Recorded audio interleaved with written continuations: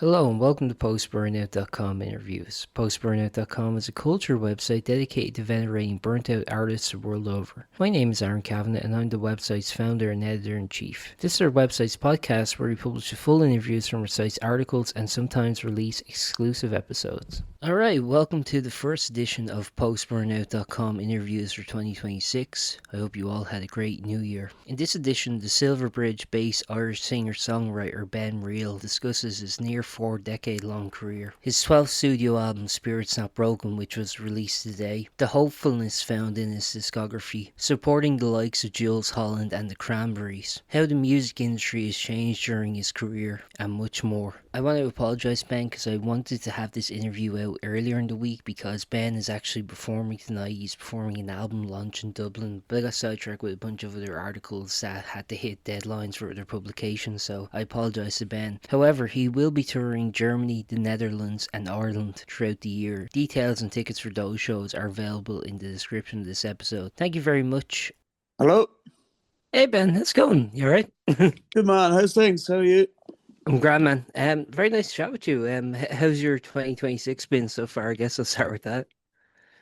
It's been quiet enough, it was early January hibernation, but Yeah. I suppose I'm building up to the album launch now. We had a local album launch there on Saturday night here, just 5 minutes from my house here. It's a beautiful venue, and that was a great night. Yeah, we had a great night. Still recovering from it. After party. Actually, it's interesting actually releasing an album in January because a lot of artists actually do it. It's sort of it was funny a couple of years back. I was talking to different artists and they were releasing an EP in January, and they were kind of saying, well, the conventional wisdom was, you release it in January because there's less competition, then you have more chance of getting the scene. But then everyone figured that out, and so then January Yeah, I think became a everybody's very, caught on now. So yeah, very hot it market. it used to be because all the majors, the major artists wouldn't release in January. So maybe the more independent artists could release in January. But Yeah. it like it has its. I don't know if it's what's a good time to release an album. But yeah, I thought it's the first time I've done it actually in January. But as I always thought that January would be the best time. But anyway, here we are. Well, we're talking about Spirits Not Broken, your new record that's coming out this Friday as we're speaking. Yeah, what was interesting was if I'm getting this correct, the premise of this was kind of came up during the COVID pandemic. Is that correct? Or Well, some of the songs would have been written during COVID, yeah, and well, some of them, and then yeah, would have wrote a few more then since that as well. Um, so I suppose like when you're recording an album, the process is, it takes about 2 years, by the time when you're recording and mixing and writing and stuff. So um, yeah, it was like so I have a whole bunch of new songs now. So yeah, that's it. Like it is funny because yeah, by the time you release an album, sometimes the topics on the album could be outdated. You know what I mean? yeah. And Well, geez, well. we have a lot of ammunition to write songs these days because there's so much stuff going on in the world. It's crazy. Well, before I talk about this record, because I do want to talk about how COVID affected some of the songs of this record, because there's a lot to actually go on just in terms of the themes and all that. But one thing I wanted to ask actually was how was COVID for you as an artist? Like, were you just like writing? Because what I find very interesting was during that time, whether some people were in complete, hibernation. It was like, I'm just gonna not even focus on that. I have other things to worry Yeah, about. And other people, it was like, creative output was very fruitful for them that time. So how was it for you? yeah. Well, I did a lot of writing during it, definitely. Yeah, and then just to keep my voice going and to keep I did it for the first year. I did a every Friday night concert. Streaming online house concert. It was fun because it was like people tuned in. It was like nearly like a night out for us, in your Sure. living room, But it's performing into a. Actually, at the start, it was fun because my wife was doing it with me, and we had uh, my daughter-in-law was doing compare. She was like the compare, the host. So it was like a comedy. It was like a comedy stroke music because we were having the banter and a bit of crack. But then they got bored with it, and so I was left on my own. Then and when you were doing it yourself, just playing it with camera, it's not fun. It's Yeah. you'd be going like sometimes you go, what am I doing this for? What am I doing? You just can't replace that playing in front of an audience, and that I found that was the toughest part of it, not being able to play. And those times you're wondering, will I ever get the chance to play in front of an audience again? Because you never knew when you were stuck in the middle of that whole thing. You never knew was things ever going to go back to normal. It Hmm. was crazy time. But as for the creative thing, yeah, I did write a lot of songs, but actually, it's funny. The first few months, about first 3 months of COVID, I didn't even go into the studio. I actually, I like the, I did enjoy the freedom of not having to every weekend go somewhere to play. So the first 3 months was like a nice break. And but then yeah, I got bored with that. But and then after a while, I did go into the studio, and then the first thing I did was actually I cleaned up old stuff or got stuff done that I always wanted to do. There was a load of live concerts that I had, and there was never I didn't have time to mix them. So I went in and Yeah. mixed all this old live stuff, and so I was kept busy with that first, and then slowly but surely I started recording some tunes again. Yeah. So Yeah, what was the process of actually making this record then?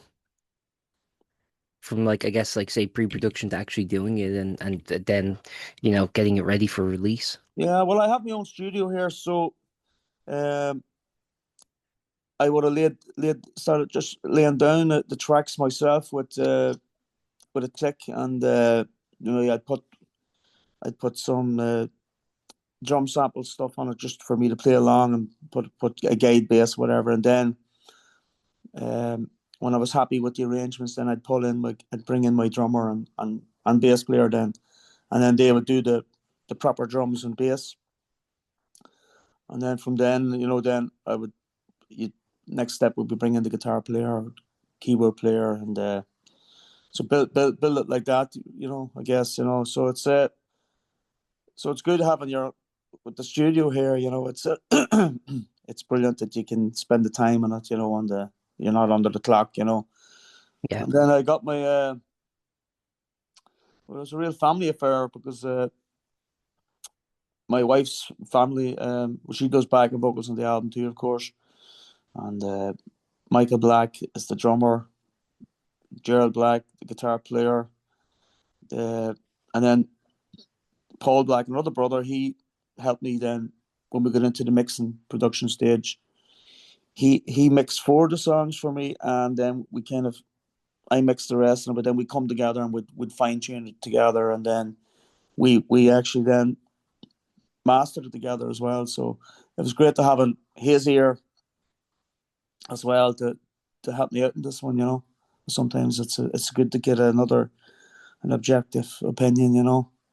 Yeah. So yeah, so between the two of us, we chipped away at it, uh, which that could be a long process when you get into the mixing and the nitty gritty and mixing and mastering. It's you go deep down the rabbit hole. You just have to keep chipping away, chipping away, chipping away until the sculpture is complete, or until you're not sick of it and you never want to see it again. Then it's finished. Yeah. No, and actually, because like you like for those who don't know, like you've been a musician for like about 3 decades now, so it's like Yeah. wait, like your debut album, this movie came out in '99, and how do you find just like the process of being a musician has changed in that time? Because like obviously now things are well, I mean, things were digital even back then, but like, now it's like everything is digital. Like the complete production and consumption of music is completely digital compared to you know um half digital, half analog or anything like that. Is it more Yeah, expedient? Is it better now to be a musician, or do you think it swings and roundabouts? yeah. Well, I suppose it has its it has its negative points and it has positive points as well. Um, yeah, I suppose like the streaming thing. It's okay. It's definitely with CD and vinyl sales. Although the vinyl has made a bit of a comeback. I've actually got Yeah. vinyl for this new album, so it's always nice to cut a vinyl record. You feel as if, wow, I've really. That was my Yeah. second one. I did the Nashville Calling as well. Was a vinyl record as well. But yeah, look at the streaming thing. Of course, we're not getting paid enough for it. Basically, especially Spotify. They're the biggest Mhm. crooks with this one. Taking the money and run. But I suppose the advantage is getting you're reaching audiences that you probably would never reach. From and people listening in South America to Japan, all over the world. It's like it's a bit crazy to think of it that way too. Yeah. But yeah, but I suppose like even with the digital age, because people probably don't even listen to albums anymore, on Spotify because they've playlists. But I still believe in the album as a concept. I think it's a body of work. And so hopefully if somebody does discover the music on Spotify, maybe if they like it enough, they will go and maybe buy the CD or the vinyl, and hopefully will listen to the album as a body of work. Uh, I still believe in that. The album as a concept, definitely. No, absolutely. I think actually, as you mentioned there, with vinyl kind of making a comeback, I think a lot of like younger people too, are kind of like getting vinyls out too. And I think like what's interesting about vinyl is that there's two things I think that's interesting about vinyl that you wouldn't think about if you're just like listening to it on streaming. The first is that it is a commitment to actually listen to the piece as the artist intended, but simultaneously it makes you kind of reconceptualize the album because you have to flip it from the A to the B side. Yeah, Um, you have to think about the beginning and the end of two sides. So the album kind of goes from being sort of like one cohesive thing that, if you're just listening to it on streaming or even a CD or something, um, just like listen to it as one piece. You kind of listen, you kind of see the beats a bit more, if that makes sense. Like the beats of the album a bit more. Like this is where this part ends and this is where this part begins. Almost like an encore kind of thing. yeah, yeah, Yeah. yeah, So I mean, I think like to me that's actually very affirming. The resurgence of vinyl is very affirming to people's commitment to yeah, music, not only to financially support the artists that they like, but to yeah, simultaneously actually engage with the art in a bit of a deeper level. yeah. Where, Yeah. where are you living, Aaron? By the way, are you? Dublin. Oh, you're in Dublin, are you? Right, yeah. No, I couldn't place your accent there. Oh, sorry. Yeah. I'm Yeah, from yeah. Tala. I'm from Tala. Oh, yeah, right, right. Very good.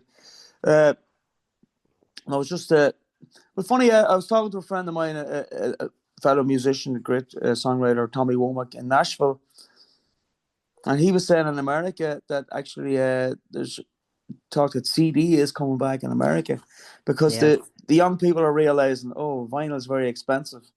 And then Yeah. they're realizing, oh, hold on, this CD thing actually sounds good, and I can buy a CD for like in a bargain bucket for $2. Yeah. Yeah. you know, You know what else? You know what else making a big comeback? Tape. I go to so many gigs and like tape is now on the merch tables. you're the second person that said that to me. Yeah, this the tape is Yeah. back. Yeah. Well, the tape is it's a great sound, but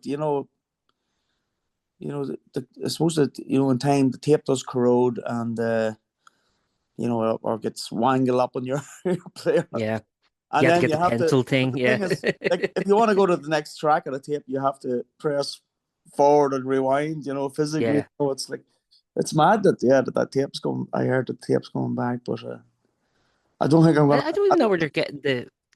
I don't even know where they're getting the players. I don't think I've had a tape deck, probably in over Yeah, 20 years at this point. yeah. Could be a hip trendy thing, you know. At the minute, Yeah. uh, I don't know.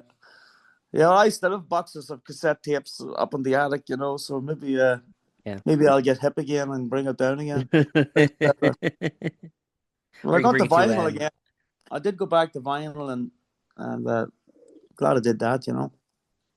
yeah. But I No, think with the vinyl as well, people need a good system to listen to vinyl. You know, you need to buy yourself a good turntable and a good amp and a good set of speakers. You know, I see a lot of kids buying them these little machines with coming out with a little speaker. You know, it's if you want to listen to it, you're gonna have to invest in a good gear to listen to it. You know, to get the full spectrum.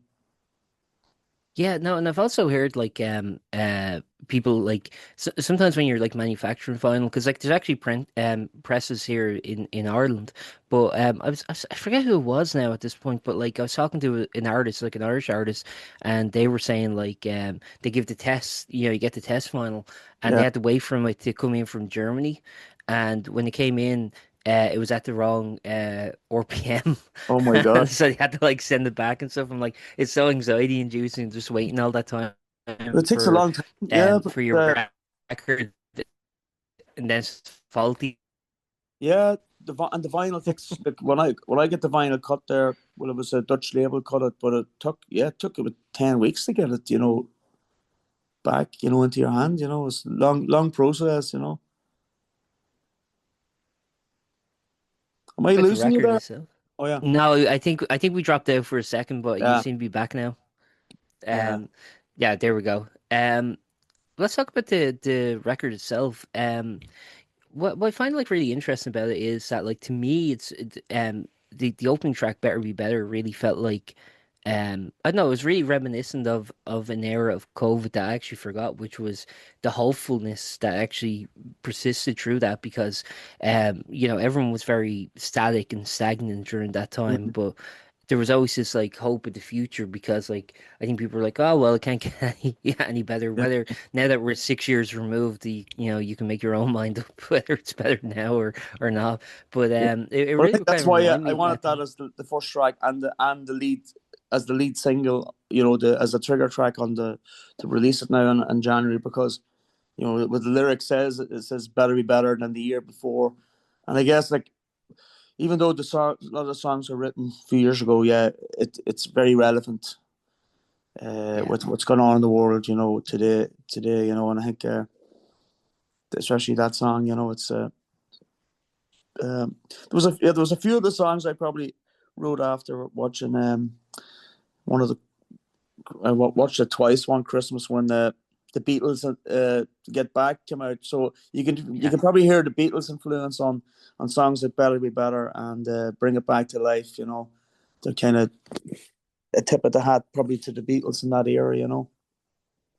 Yeah, what's really interesting about that documentary is that like we kind of mythologize the Beatles and we sort of like just listen to those records and we're like, oh my God, like these are like fantastic, like perfect records, like Sergeant Pepper's and White Album and all these like great records. But when you actually watch that and you see like like a song like Get Back, you see it being crafted in real time, and you're like, oh my God, I recognize that. Like I recognize being in the studio Uh, and someone starts playing something, and then you just kind of like add to it and kind of build upon it. I think it really this sounds weird, but kind of humanized the Beatles, because I think we've sort of deified them and made them kind of like almost mythologized, as these like musicians that like are kind of beyond everyone's reach. Well, I think that yeah, documentary was successful in doing is sort of going, no, these were musicians like you were too, yeah. and It was amazing to see their creative process, and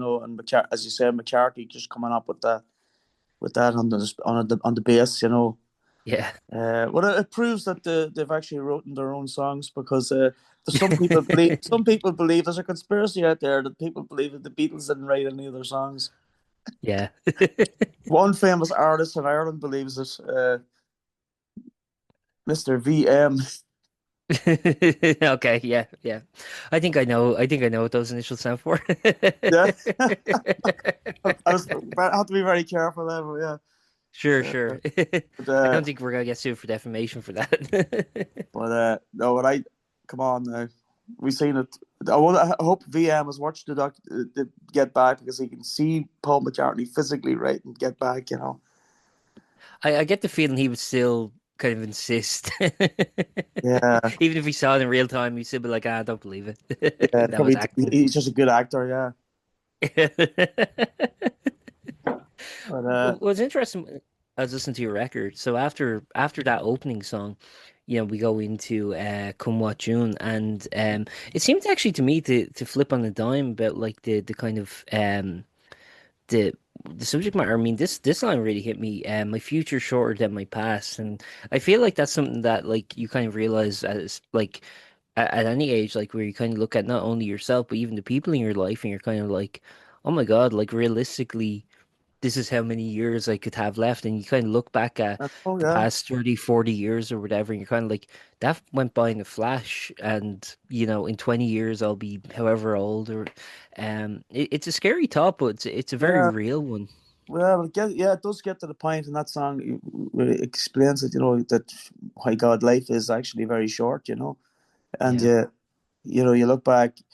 Now I'm just turned 54. And definitely as I said, there's a line, I've got more road behind me than ahead of me. Yeah. Which is unless I'm gonna live till I'm 100 and something, which I doubt very much. Medical science is getting better every day, so Yeah, maybe. yeah. You never know, but would you want to be around that long? I don't know. Unless it can give me new legs and new arms and new everything, and Yeah. maybe I might contemplate it. But yeah, but I don't know. Maybe you wouldn't know. In 50 years' time, you mightn't like what you see. You might want Yeah. to get the hell out of here. But I thought that was a very interesting contrast, like to the kind of hopefulness of the first song, because like um I do think like even thinking of COVID being 6 years ago and where we'll be like 6 years from now and things like that, it's very, I don't know, like you can get very obsessive about time, I guess, if you really, it could take up a lot of your mind if you really contemplate it, I guess. But um for you, I mean, do you consider this kind of a hopeful record, or do you kind of see it as a bit more kind of like mixed? Because, obviously, like the title "Spirit's Not Broken," I mean, shows that like something persists even in the bad and the good. Yeah. But Well, I think like, the spirit. I think the overriding thing. I think like I think on all my albums, there's always a hopeful. There might be. There's always a hopeful message, and there's always light at the end of the tunnel. That's the way. Yeah, some of my songs might be melancholy, but I think I always leave the door open with the light coming in. At the end. And Spirit's Not Broken is just, well, basically that. You know, in this day and age, like, you have this with AI, and it's like the human and the spirit is being sucked out of us all the time, and the soul. So it's kind of a message to say, well, no, the human spirit won't be broken. It'll always find a way to conquer, and to basically good will conquer evil in the end. I think yeah, and we have to believe in that. And I think that the other track before that, Love and Only Love, it kind of, and Spirit's Not Broken. I think that them two songs are very important in this album to kind of send the message that, like it does. That song kind of goes back to the greatest speech ever, the Sermon on the Mount. yeah, Where Christ says, "Love one another." And I think that's what the message. I think that's the kind of message that the world needs today. It's that because we're losing sight of that. You know, at the end of the day, we have to look after each other, and this, what's going on with Trump and the whole world. It's like the message that it's the chaos and the division, and the hatred and stuff. But that will fail. That will go away. I think. I think the human spirit will prevail. Yeah, no, I agree with that because like I think at the We moment have we we are have living to in we have to weird believe time. that. We have to remain hopeful, you know. Well, I think you can even look at like human history and like the worst times through it, like even like kind of it's even weird to me how like recent like Nazi Germany was or something like that, Yeah. like the horrors of the 20th century, like how recent all of that was.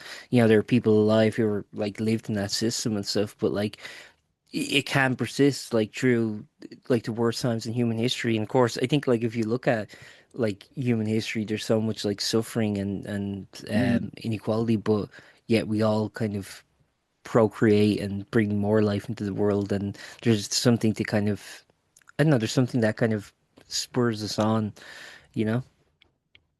Yeah, I suppose like in human history, when you look at it now, like we probably uh you could argue that well, apart from the last 10 years, we have been living in probably the best time of human history. Yeah.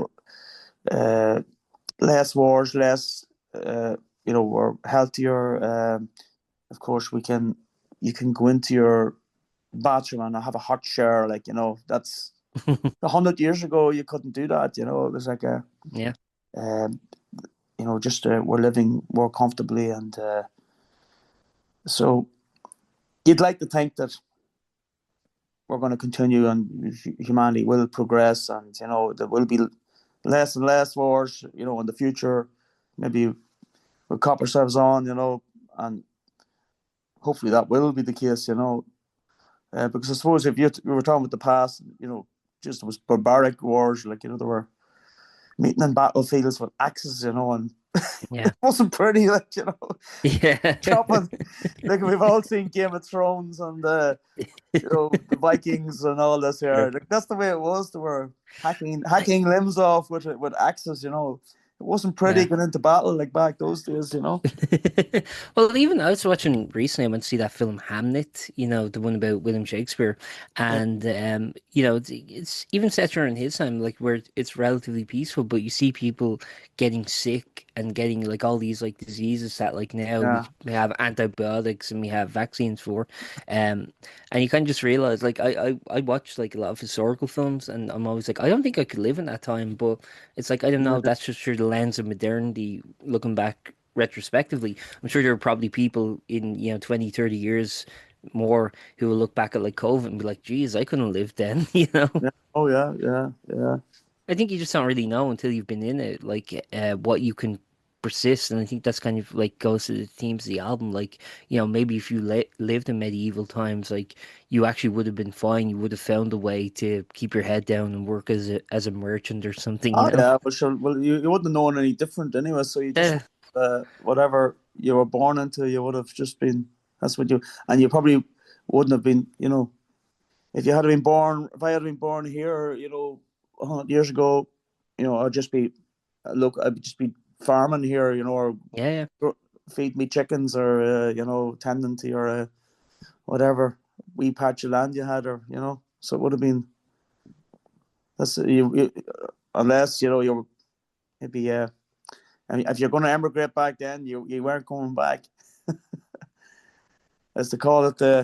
And there wasn't much traveling, like back in those days either. You weren't going to go to Lanzarote on your holiday. Like if you went away, as I said, if you went away, you weren't coming back. Like as they used yeah, to call it, was it the American Wake or something? Because if they went to America, yeah, they were basically you never see them again. Maybe never hear yeah. from them again. Maybe get lucky to get a letter. Maybe. But it was mad. Yeah, I think And even that's even it's more. funny. Was my father told me that uh, his mother had oh no, it was actually his dad. His dad had three sisters who went to America, and we Yeah, never heard tell of again. yeah, No record of them. Absolutely nothing. So what could have happened? The boat could have sank that they went yeah. over. And there would be no record of it. Mm. It's crazy like that. And it's even like a bit more recent that because I actually had an uncle who emigrated to Australia in like the 60s, and Yeah, even then there was still that kind of thing of like, well, that's them gone. There's like it's not like even though like back then commercial flights were yeah, common, it was like yeah, they're not going to fly all the way back home from Australia. So it's like, well, it sort of had that melancholy too. Even more yeah. recently, where now it's like if someone goes to Australia, it'd be like, okay, I'll see them maybe in like 2 years or something, Well, you know? well, even you were talking the '60s, but even the '80s, there was that feeling because my two brothers went to New York in 1985, and Yeah, we thought that it was devastating, because uh, because if you think well, the '80s was pretty bleak in Ireland, the unemployment. It was like, and like even back then, we still hadn't got a landline telephone, so if you wanted to call them, you had to go down to a phone box. It wasn't yeah. easy. Uh, Luckily, there used to find phone boxes that they would be faulty, and you could call for free. And there used to be a queue of people waiting to Yeah, phone their relatives in America to use from this. the faulty phone box. The faulty. See, there's one out in Dundalk, so there was, and there was queues of people waiting to phone their loved ones in America. But I remember that time. I remember I cried my eyes out for about a day, because my two brothers went. I thought, oh my god. Yeah, But look, the kid they did come back after a year and a half, But a lot of people, a lot of their friends that time went, and they never came back. But of course now, yeah, they're all, you can fly over. It's like going to Dublin, like now going to New York or yeah, going to London. It's just, I know yeah. a cousin of mine. He's doing really well over there, so he's over and back a few times a year. So it's like, yeah. And I know another local guy here. He's that place we did the local gig there in Herties Cottage up the road here. There's a boy there I meet, and I goes, he, he's always there, and he's living in New York, And I was saying, what the Yes. heck is going on here, Yeah, it's like New York's local now, I want to ask one final thing, and I'll let you get on your day after this, man. I just want to ask, like, you've been doing music now, like as we said, for like 3 decades. Had like very storied career. I mean, performing with Jools, Holland, and the Cranberries. I was wondering, like, what kind of keeps you going? Like what kind of like inspires you now, like after all those years? I mean, has there ever been a thought to, I don't know if I want to persist with this, or have you always been tenacious? I mean, like, no, I want to be a musician, this is who I am, or is it kind of like a matter of I don't know anything else?